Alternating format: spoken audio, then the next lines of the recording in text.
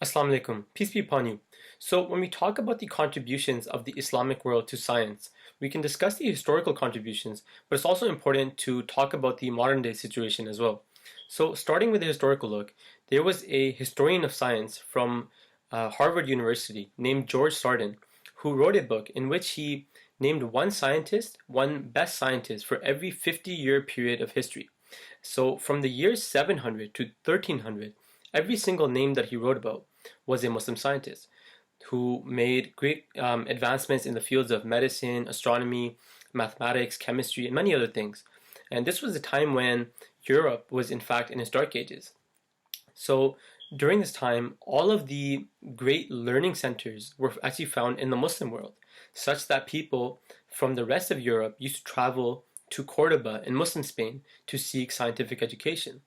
And the lingua franca of science at this time was in fact Arabic, the same way that it is English today. So if you wanted to learn science or communicate science with other scientists, it had to be done in the language of Arabic. So if we look at today, however, there's no denying that the Muslim world is in a state of intellectual ignorance, compared not only to their own glorious past, but to the rest of the world today.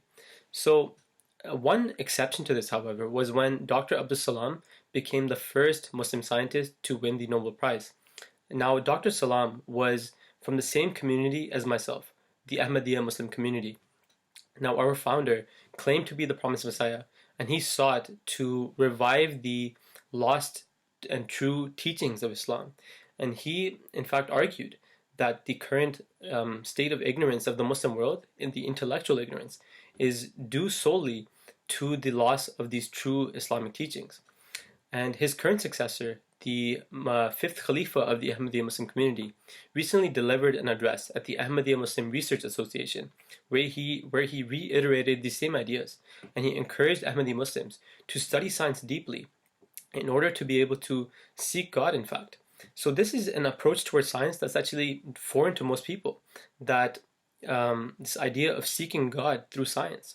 But there's a proven historical model of this, because the great Muslim scientists of the past, they wrote that they, in fact, saw science as a form of worship to Allah. And this is exactly what Dr. Salam said as well.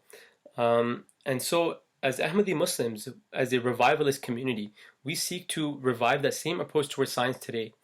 And so I think you can say that Islam contributed historically to science, of course, but it also has given this entire new generation of Ahmadi Muslims the ambition to strive for that same scientific advancement that Muslims did in the past.